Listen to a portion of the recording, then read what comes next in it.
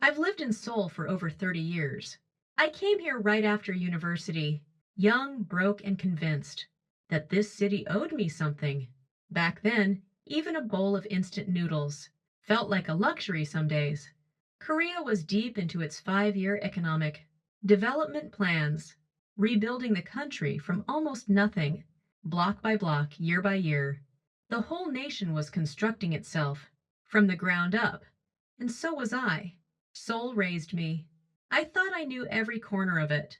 Then one morning, I took a local village bus to the end of the line and walked the rest of the way up. What I found there made me feel like a stranger in the city that made me who I am. This is that story.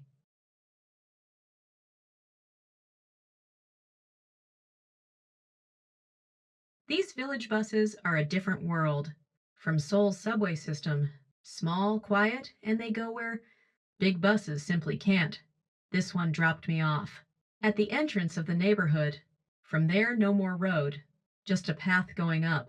The moment I stepped off and started walking uphill, the city noise began to fade. Not dramatically, just quietly, like someone had pressed pause on everything Seoul usually is. I kept walking. The alleys here are narrow, narrow enough that two people have to turn sideways to pass each other.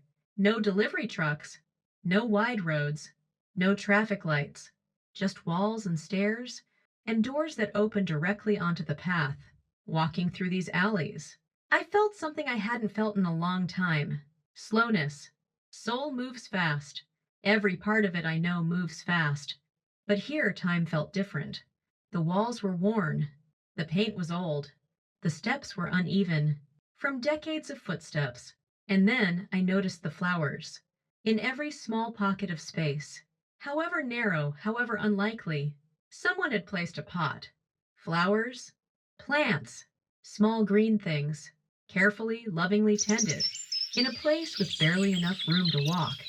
People still made space to grow something beautiful that stopped me more than anything else. This isn't a place that gave up. This is a place that kept going, quietly on its own terms.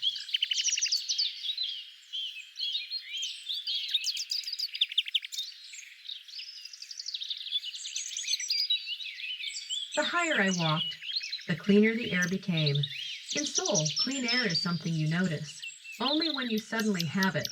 Up here, the mountain meets the sky, with nothing in between. It was May, and the trees, I don't have a better word for this. The trees were embarrassingly green, the kind of green that makes you stop, mid-step and just stare. That deep, almost overwhelming green that only exists for a few weeks each year, when the whole hillside decides to come alive all at once. I stood there for a long moment. I forgot I was filming.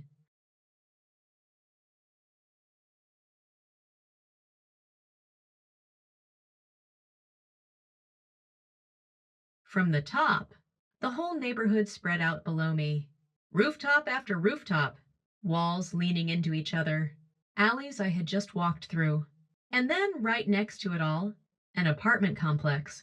Gleaming, tall, modern, standing right beside this hillside village, like two different worlds, had simply agreed to share the same address. It was jarring, and yet it moved me deeply, because that is Seoul. That contrast isn't a flaw to be fixed.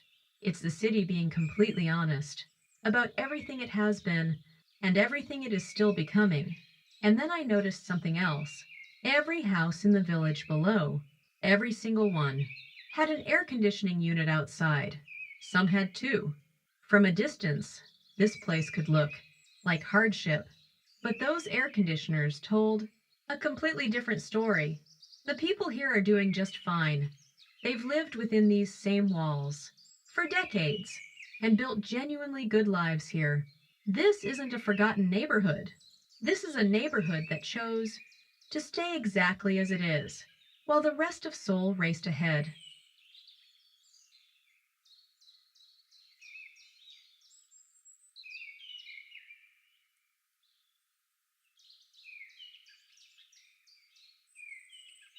On the way back down, I passed the same alleys, the same flower pots, the same worn down steps. But they felt different now. I wasn't a visitor anymore. I was just someone who had spent a morning here. The village bus was waiting at the bottom, ready to take me back into the Seoul I know.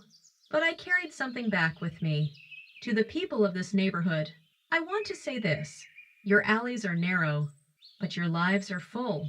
Your walls are worn, but your flowers are blooming. You built something real here, and it deserves to be seen. I started this channel because I wanted people around the world to see the Seoul I actually live in, not the Seoul of drama sets and tourist maps, not only the shiny, fast, electric version, though that Seoul is real too, and I love it. But this Seoul, the one you can only reach by village bus, the one with flower pots tucked into impossible spaces, the one where old and new stand side by side, and somehow quietly it all works. 30 years in this city, and it still finds ways to surprise me. That feels worth sharing. I'll see you in the next one.